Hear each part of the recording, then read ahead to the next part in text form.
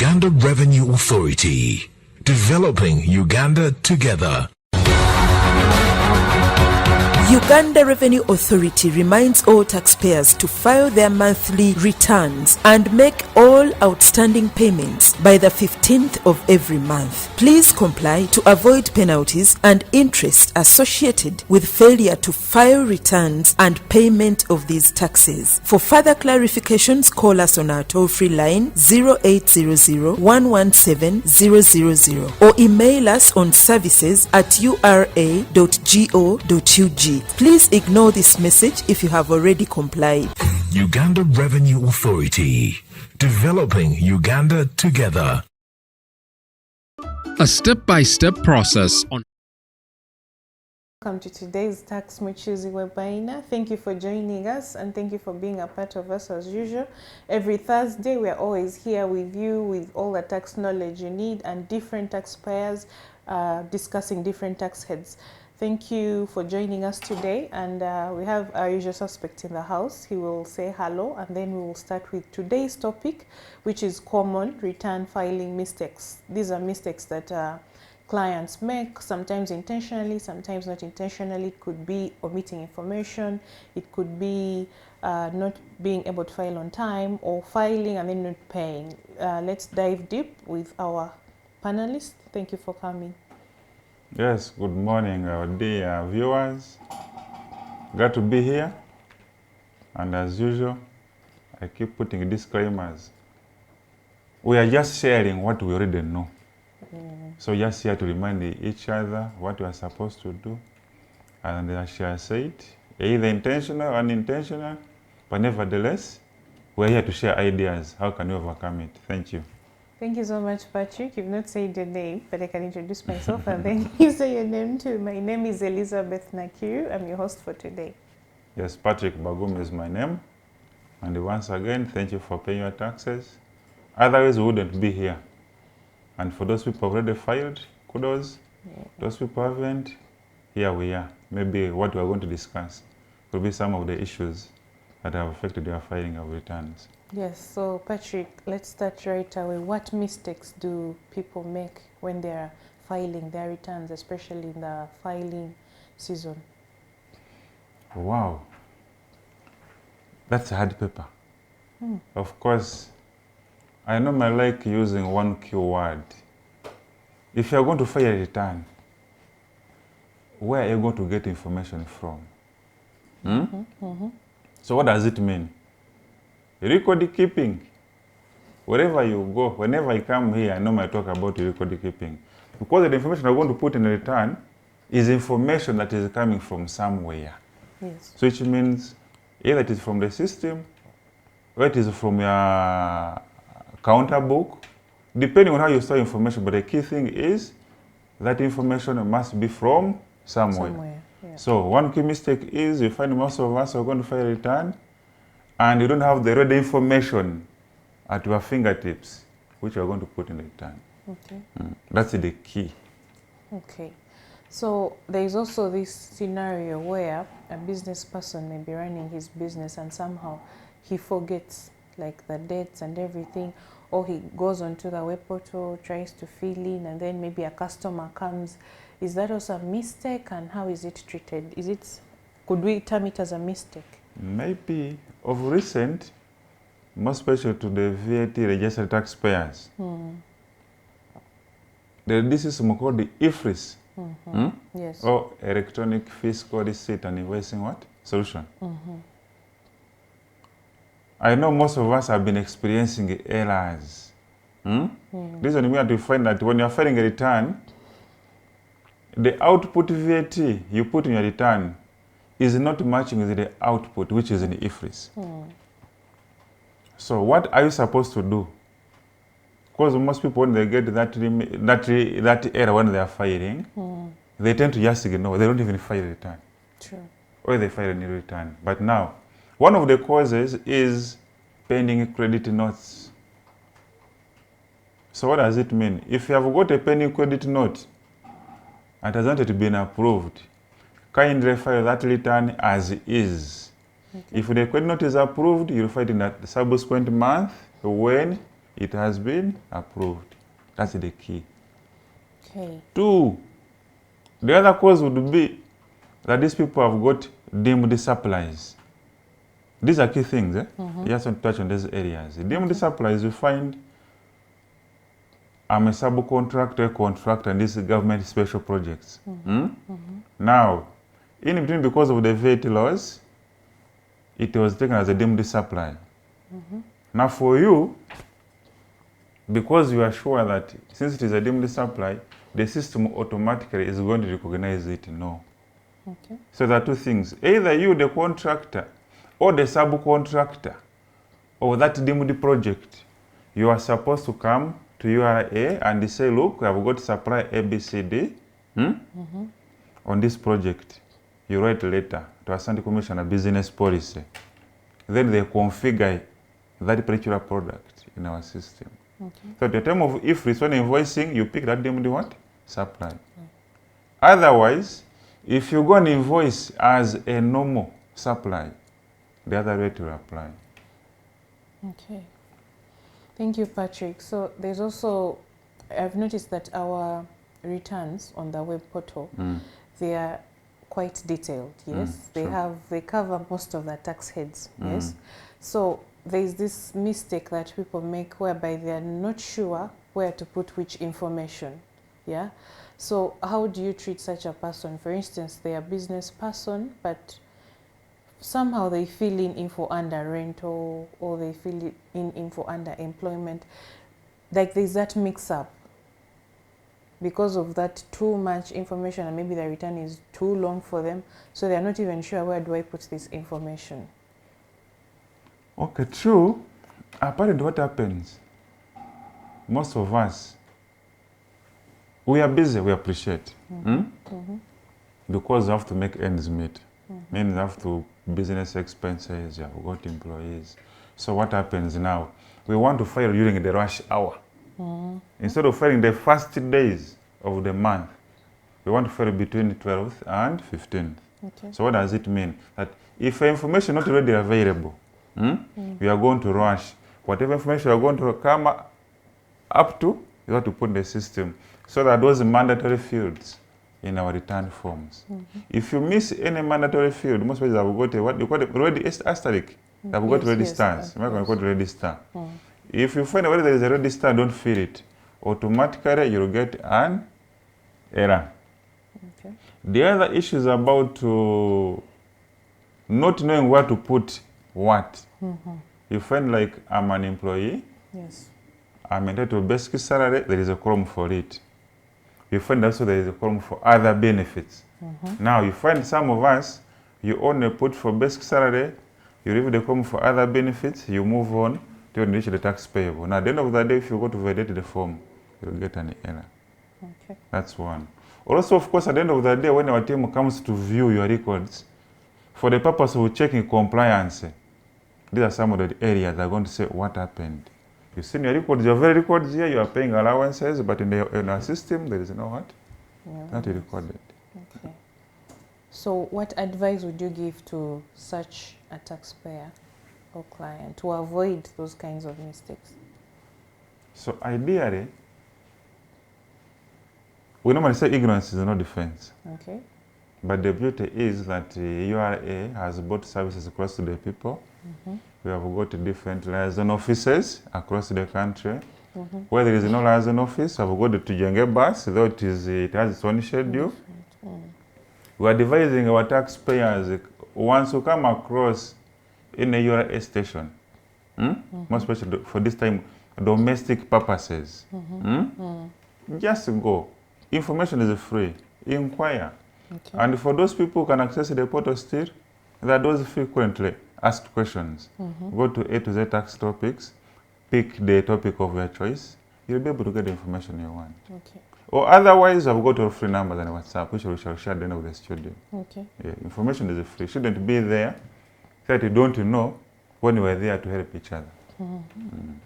And then if there usually these instances that happen where someone has multiple small businesses, but then they say, me only registered my car shop. So what they do, they only file for the shop business, and maybe they could be having tenants like units or rentals. Then on the other side, they could have maybe a kiosk or a stall that is presumptive tax. So because they feel like they're only registered for the shop, they only do the shop returns. Is that a mistake, or it is, I don't know, how do we treat that? Apparently, we can call it, as I said, some people don't know. Okay. Of course, when they're making changes in the law, like for that example, for the issues of rental, before, I think, July 2014, the total income of a taxpayer used to include the also rental. Okay. But subsequently, when the amendment was made, It's we are now supposed to separate. Okay. But some taxpayers, they don't know. Someone tells you, I only have Me, a I've shop. already paid them for my shop. He said, but what about the other rentals you're getting from me? I said, me, I don't know. I thought maybe, actually, they bring the other issue of property tax. He said, me, I paid my property tax. No. So in this case, still towards the other concept, they don't know. Maybe for the purpose of our viewers, Yes. one, information now, you cannot hide information anymore. And if you do it intentionally, we request you to voluntarily comply. Okay. Because at the end of that day, as I said, we are spread across the country. And because anytime when we reach you, you don't have to come and reach and say, I didn't know when you're available. So we advise you, seek clarity where it is needed, and where you think there is a missing gap still and you cannot visit us, try to call us on our toll-free lines. Okay. So in other words, it's important that if a taxpayer is filing their taxes, they should be able to declare all the sources of income under the different tax heads. Yeah, because that's kind of a mistake people make, maybe out of not knowing or just ignoring, or feeling like, okay, let me pay these kind of taxes and then we move on. Now, there's also this issue of not understanding the return fields on e-filing. How does someone generate a correct return? Wow, actually that is one of the mistakes we make, and we should have been among the key ones. Reason being that because of technology, systems will keep on upgrading.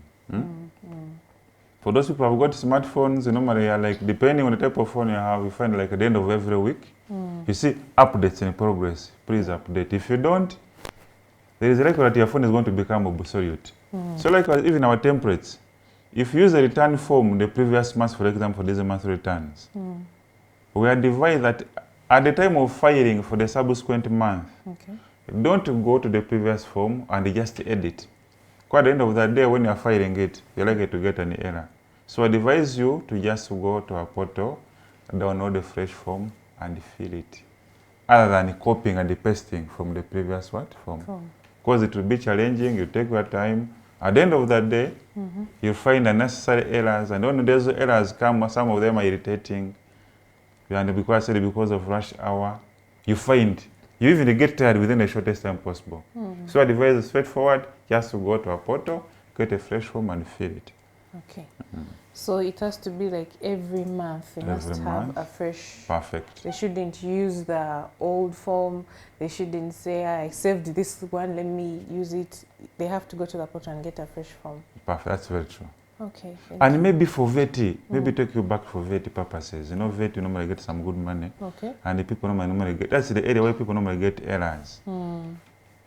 If this has come to help us. Yes. Okay. So most people normally having a mismatch in information, input, output, output, input. We advise just to utilize the IFRIS account. Just to go download the reports, make sure that whatever you are going to put in return, where possible, it is matching with what is in the IFRIS data. Okay. Okay, so if someone has made a mistake in their returns and it was a genuine mistake and they feel like, okay, let me go back and correct this mistake, how do they go about it? Perfect. Those ones I made last month, I guess. And in particular because of the other requirement that all withholding tax agents, stroke employers are required. Yeah? I think they were required. Were they required? It was a must. They were required to put 18 against either the supplier or the employee in the return. So what happened? You find most of us were employers or withholding agents who went and only put that information in the return where these people had the tins. And only went ahead and paid the tax corresponding to only those people who had kind of return, leaving others whom you know actually, like for employees are there, maybe casual employees, even the expatriates, that because they don't have the tins, you leave them behind. You even go ahead, you make that mistake of not paying, honoring the obligation of paying the tax that is due on the payroll. Okay. So now what does it mean? We advise you, one, pay the money as is for all the employees. Okay. Because there is always a chance of amending your return. Subsequently, apply for the pending employees or suppliers and get the tin, then amend that return which had been affected by that requirement. Okay. Okay, so then there's also, I think, a mistake that taxpayers usually do. They don't go through the return after filling in. Yeah. So that is something like we have to point out for them. Maybe we could encourage them to go through it in case of a mistake before submitting. Common mistake, nil return. Some of us will create a blank return. When someone has gone to file, Okay. because the network is not stable, the person will say, the easiest thing I can do, let me put in a what? A blank return. But remember, we have information about it. Okay. Now, if you put in a blank return, there are two possibilities. If you're an employer, and the previous month you had employees, you are telling us that actually for me I've closed my company, or my company is existing without these employees anymore. True. Or for the purpose of VAT, you are telling us that I did not make any sale, neither sale or purchase. But remember now for VAT purpose, I've got difference data. In this case, the form may give you an error because there is difference information. So what does it mean? Still, we are saying that in the case of that category still, there is another window for amending. Okay. Now, what does it mean amending? There are two categories. One, either you have filed. Now, if you have filed in that blank return, you can apply for, you can amend subsequently. Okay. What about the other category which has not filed? There is also now, remember, if you are not filed, and maybe because of things beyond your control, at least endeavor to apply for an extension to file that return. But there is something to note here. That extension won't change the due date of what? Paying the liability. Okay. Speaking about paying the liability, there is somewhere where you mentioned people who file nil returns, maybe because they are confused or they do not have all their records in order. So I know that sometimes people just fail to file these. Some people just come into the system, fill in the information that is needed and submit or file the return and then don't pay. They feel like, I may have done my part, I filed. Maybe you could talk about that. True. But of course, now you see these days, for the last, I think, 2.5 years, most of us have been blaming COVID. That because of COVID, you see, I've got cash flow issues. That's true. But remember, either way, it's an obligation. One, as I said, without you, you wouldn't be here. You get it? And the two, of course, as by the law, you're supposed to own obligations. Now, for the sake of pay as you earn, this is, you're just, remember, you're just withholding agent. You're just being entrusted by the government to collect this money and submit it, remit it. So, you got it from the employees. So the question is, where did you put it? Are using, people normally call it washing the money. Are using our money to make more money? Remember, if it is a tax and it is due, it is a debt. It's like now it becomes our money. But government they feel like, money. me, I've filed. Like I've done my obligation, I've filed. Now, most of us, I don't say that most of us will do it intentionally. Okay, you think intentional so? Meaning that either we have got cash flow challenges, you get it? Or we say, but now you see, depending on the amount of money, I can use this money, I said washing the money. I can use this money in the next 2 weeks, I make more money. Since you are at the interest 2% and the pay. Okay. So in a brief, if you are one of those taxpayers who don't pay by the due date, just know that any money that is outstanding is a debt to government, and there is a penalty in the form of interest, which is 2%, that outstanding amount. So I would advise you, if we just cash flow challenges, at least notify your station that I am unable to pay ABCD, I will pay it on this date. Let them be of the know, other than putting in a category of non-compliant taxpayers, because subsequently there may be some enforcement action. There should be a dialogue between you and your station or your relationship manager. Okay. And then there are taxpayers who are just a bit tricky, yeah? So they go out there, look at their records, maybe things are not tallying properly, and they decide to come up with false documents. How would you treat that? False documents. Or it could be an invoice, one or two, just to make their books balance a little bit, their returns balance. Maybe that one is most common on VAT, VAT, because of the trust. You know, some of these forms may not be easy to fill. That's why you have got tax agents. The side of customs have got clearing agents. Okay. Some work, you know, you cannot be everything. Okay. You've been doing the business, but the tax agent knows how to do it better. Okay. So what happens?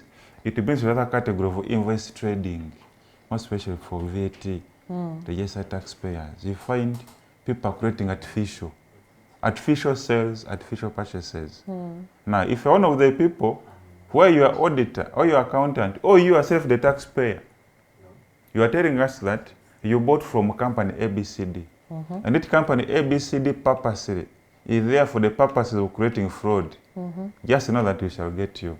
So advise you to desist. Actually, to record it is fraud. It is stealing government money. Okay.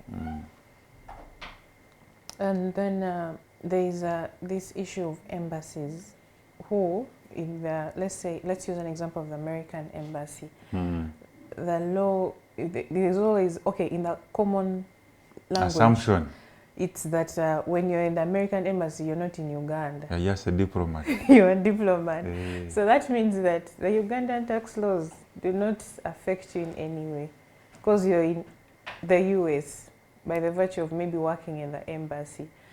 So what happens to those people who do not file or pay any tax because they work in the embassies and they're not required?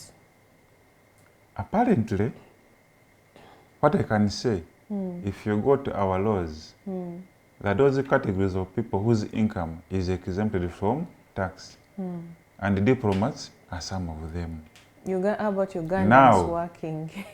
The common, can I call it a common mistake? Yes, please. Or an assumption. We are talking about Let me quote an mistakes. assumption. Okay. That now, since Patrick Baguma is here, he's a Ugandan, he's from Uganda, he's employed by American Embassy in Uganda. Yes. Now, because the other people are there, we call them country diplomats. Yes. They are diplomats. Okay. The first key thing here, these guys have got diplomatic numbers, which is issued to them from the Ministry of what? Foreign Affairs. Now, if you know that you are an equal employee, which is always the case, of course, and you are employed in that embassy, or you are that embassy and you are listening or viewing us, you have got local employees, we have got very many of them, and they have not been declaring their peers to earn. We can advise you to comply. Because yes, you as an embassy and the diplomats, you're exempted, but the other category of the local employees who are assisting in one or the other, we advise that for the purpose of developing our nation together, you just come and comply, yes, and them. So how would you tell them to go about paying taxes? Because now this, you know how it's a Ugandan thing, like our employers usually take off the pay for us and file it and everything. You don't have to go through the hassle. So some of them may not even know how to go about declaring and paying and filing these taxes.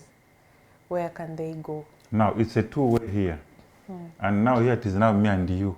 Me, you, all of us. You said it begins with you and the viewers. One, I know most of these embassies are attached to different, most especially some unique stations. Most of them are within Kampala. And I know most of your staff are also viewing, listen to what you are saying. I would advise, there is that fear where people say, if I go to this embassy, what are they going to think? They are going to admit me? No. Just go there, introduce yourself from URA. Just go there like a dialogue. At the end of the day, you'll be able to share the what? Information. And there is also unity in the funds. You want to see these people when they're applying for the funds. Utilize this chance when they come and apply for the fund, as verifying the documents. Make it a dialogue. By the way, how many people do you have in your embassy? If you want to come and visit you, do you have any local employees? At the end of the day, these people will be open to you. Then subsequently, you can go ahead and what? maybe even register them from their own office. They could even be there without even having a team. That is true. And yet recently we have got what they call instant application. Okay. Just go there, provide the service at just the doorstep. Okay. Now, I was looking at the side of the taxpayer who is being paid by the embassy their full amount without withholding or anything. How do they file their own taxes? They may not even know that they have to file them. Or they may know, but they are less inclined to. Yeah. Now, if you're an employee, of course, the obligation is on the employer. And in this case, the employer is the embassy. Doesn't. Now, that's why you say another category, we as me and you visit, or if it is the embassy and they're reviewing us, can they comply? When all these people, they comply, they know. And they know they will, for those people who are viewing. Then the other, if it is for a supply, remember at the end of the day, as I said, when you are supplying somewhere, you cannot hide forever. You get it? Okay. Because of the information sharing. Yeah. We are advised to comply. So when they comply, you is running what they call a self-assessment regime. Because it is you who knows your business better than us. Why do you want to give you a chance of estimating? Remember when you start estimating, even the penalty is coming for not complying. And at the end of the day, when URA penalizes you, that's when people normally say, URA has closed my business. We don't close business. I even recently CG talked about it. No one would want to see the one who is feeding you collapse. True. We are there to guide you, to aid you, to facilitate you in business. Yes. So normally give you that chance, please utilize the self-assessment mode and comply. Okay. And as I said, where you don't understand, seek clarification. Okay. We are there to guide each other. Okay. I would just like to ask, I don't know if this is a mistake or it is just a deliberate intention that some people overlook, not declaring your landlord or landlady. Is it a mistake or it is something people just withhold back because they fear the landlord might increase their rent or they might be told leave? That is a hard area to go. If you have been following tax amendments for the last how many years? 3 to 4 years? 3 years. That is a big debate. Where the rent started. And they say it is normally common, most especially in Kampala. Yes, in Kampala. Where you find you pay like 5 million, the landlord gives a receipt of 100,000, even 1 million. And for fear, as you said, of being evicted, you can't even disclose. Yeah. So what do? Currently, for us, we are saying that give us that information that actually paid the 5 million. Because ideally, you even see it for yourself that if it is a suit in Kampala, there are figures, someone will tell you that actually this figure is not what? Correct. But remember that. But also currently, that is less. Currently, the law is comparing these landlords to receive this money through the what? Bank account. Okay. So for us, we also advise you, if you're a tenant and you're paying this landlord, utilize the bank options, the online options. Because when you say Patrick Baguma is paying maybe missing Nakilu, the money moved from one account for to another account. That one is easy for auditory purposes. It's easy. So I advise these people, instead of using cash, you know it's not easy to monitor cash, use the check. Okay. And they say, actually, I pay using on a check. I don't think that the landlord will compare you to do what? To pay cash. May say, for the purpose of my business control, I use a what? A check. So if I say I pay Nakiru 5 million, put it for the month of May, who is going to deny that expense? Okay. So that will be one of the remedy. As the laws, our parliamentarians try to do what? Think of better ways of managing it. And those who are forced to pay cash? I think they're not forced. Most of them, it's they find the cash is one of the ways. Remember, the person also using cash, one or the other, doesn't want to comply. Some, not all, some say, let me just part with the cash, and it goes. Because remember, at the end of the day, there is a load, this, have a load. You know, I rent, I pay, I sub-rent, I sub-rent. So also the others want to be tracked. Maybe 5 million, I bring Liz, I bring Patrick, I bring Moses, like that. So it becomes a what? A chain. A chain. So as I say, for the purpose of control, you, if you're a genuine taxpayer, you want to comply, have a code, say, I pay using the what? The bank. Okay. And then there's this issue that some taxpayers grapple with. They go to like agents outside of URA and they get tins, yeah? They get these tins for themselves, maybe when they want to sell land or when they're starting up a business. And then somehow those agents tend to mix up maybe a name. They could be feeding in information and then they tell them this name maybe is incorrect, then they change something. So you find that the taxpayer starts getting these messages, probably the number was misspelled, like they just go all over the place. Even the telephone number. Telephone number, the email, like it just becomes a whole huge disturbance there. How would you advise such a taxpayer?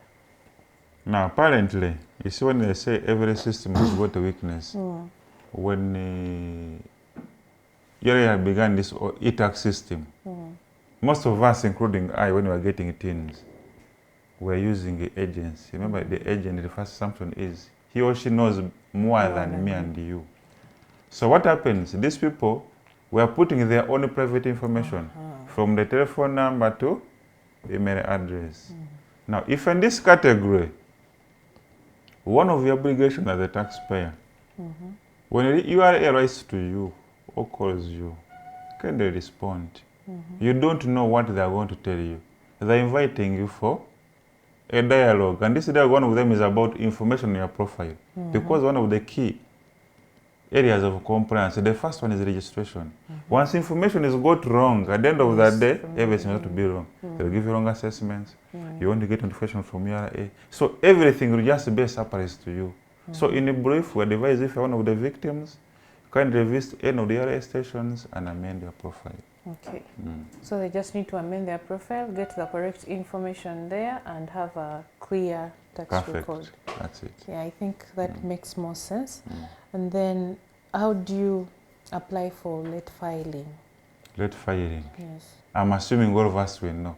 If you are filing for taxes, you must be having a TIN and a password. So just go on your account. And the account is what they call, I don't know, I will demonstrate. But you have to go there's somewhere and they call me the e-services, e-returns. When you scroll somewhere within, just there's that word application for late filing. Just very simple. Okay. But you must put a reason which is convincing. Hey. Don't say I'm putting return filing, I'm filing late because my accountant has stolen my books. You get it? It's a genuine reason, I think. So when they say the books, what happened? Maybe you have not paid your accountant. So you also do your part, pay the accountant. But it doesn't take the fact, it doesn't remove the fact that the books are not Or other there. people say, I urge this my client, so the password is not what? Remember, it's your business, so the password idea should be with you. We say, don't share the password. Because anything that happens within your account, it's like principal-agent relationship. Yes. What the agent does on behalf of the principal is what? Has to know. He has to know. Yes. So in a brief, that is my password has been taken by the accountant, they cannot reveal it to me. The accountant, the password is supposed to be with you. Okay. That's why we say at the end of that day, if the issue, for the issue of invoice trading, we say you would have known. You would have known because the company is yours. Yes. Okay. Thank you so much, Patrick, and thank you, our viewers, for having been a part of us. I'm sure you have understood and noticed some of the mistakes that we usually make while filing these returns. Thank you for always paying your taxes. For those who pay and those who do not pay, please get on board and be compliant, because there are enforcement activities that are done once in a while from time to time. Patrick, your parting shots. Remind them. You see, most of us, when you know these checks, we have been saying ledgers are not correct, and you find they are one of the people who pay after 15. Or you deposit your check on the last day of 15th, and yet you know your check is supposed to go to another bank. It clears after 15th. So kindly remember now, like now for now, the due date for filing is a Monday. Okay. So if it is a Monday, why don't you deposit your check today? Okay. Actually pay your money today. Don't wait for Monday. Monday there may be an issue. Otherwise, as I always say, thank you for paying your taxes. Thank you for honoring your obligations. Uganda can't develop without you. The good things you see because of the few people. But you know, at the end of the day, everyone wants to comply. The only challenge is most of us maybe we are lacking knowledge just to go about it. That's why I'm saying, in case you're one of them, utilize any of the channels available to you. Don't wait for your officer to visit to you when you know where your office is. Yes. Thank you. Thank you so much, Patrick. Thank you, our viewers, and have a beautiful Thursday. Don't forget to file and pay your returns on time. And don't be late. It's not an excuse. Thank you so much. Have a good day.